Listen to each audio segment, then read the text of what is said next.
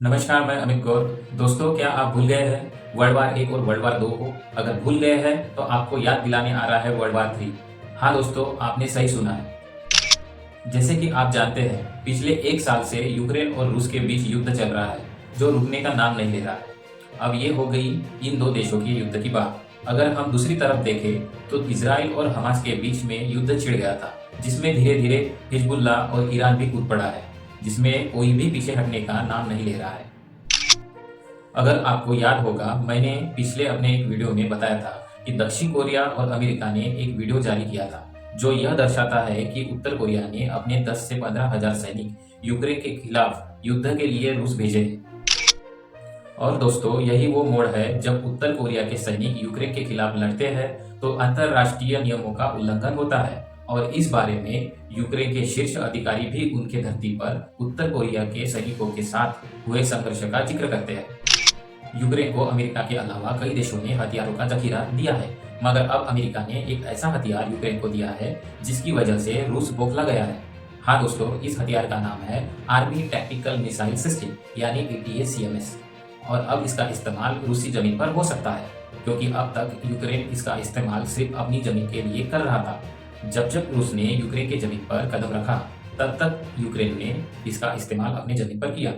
मगर हाल ही में अमेरिका ने यूक्रेन को इस मिसाइल का इस्तेमाल रूस के जमीन पर करने की इजाजत दे दी है, और इसी कारण से रूस के व्लादिमीर पुतिन बौखलाए हुए हैं। मैं आपको बताना चाहूंगा दोस्तों, इस मिसाइल का निर्माण अमेरिकी रक्षा एजेंसी लॉकहीड मार्टिन ने किया है। अब यहाँ पर दो सवाल उठते हैं। डोनाल्ड ट्रंप राष्ट्रपति चुनाव जीत चुके हैं और उनकी शपथ विधि को करीब करीब 1.5 महीना बाकी है, और जो बाइडन जाते जाते ऐसा कदम क्यों उठा रहे हैं? पहली वजह ये है कि कई लोग कहते हैं कि जो बाइडन का मानसिक संतुलन सही नहीं है, उम्र बढ़ रही है, उनको पता नहीं चलता कि क्या हो रहा है, जो दिमाग में आता है बस वो कर देते हैं। पर ऐसा नहीं है दोस्तों। आपको पता है, अमेरिकी मंत्रालय में कई चेक्स एंड बैलेंसेस है, यानी अमेरिकी राष्ट्रपति जो कदम उठाते हैं उस पर वीटो के लिए अमेरिकी सिस्टम में कई उपाय मौजूद है। दूसरी वजह क्या है? दूसरी वजह ये हो सकती है कि जो बाइडन इसके जरिए लॉकहीड मार्टिन को फायदा पहुंचाने की कोशिश कर रहे हो।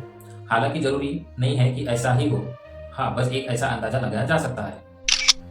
अपने स्क्रीन पर देखिए, आर्मी टैक्टिकल मिसाइल सिस्टम 17 से 17 तक मार करने वाली बैलिस्टिक मिसाइल है, जो 300 किलोमीटर तक के लक्ष्य को भेजने में सक्षम है।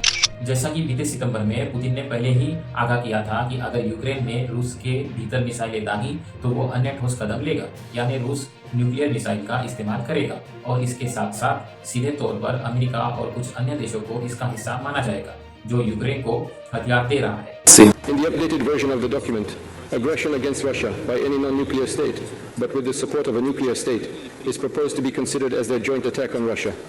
Russia will also consider the possibility of using nuclear weapons when receiving reliable information about a massive launch of means of aerospace attack and their crossing of our state border.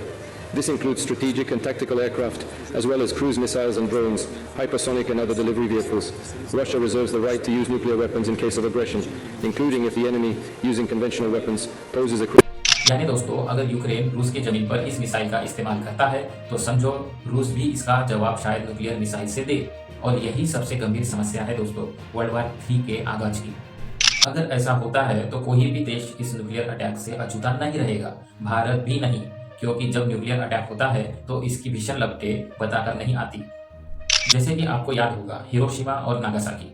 अगर नहीं पता तो इस बारे में गूगल पर search कीजिए। और अब मुझे इजाजत दीजिए। ऐसे ही खबरों के लिए चैनल को सब्सक्राइब करिए, वीडियो को लाइक और शेयर कीजिए। नमस्कार।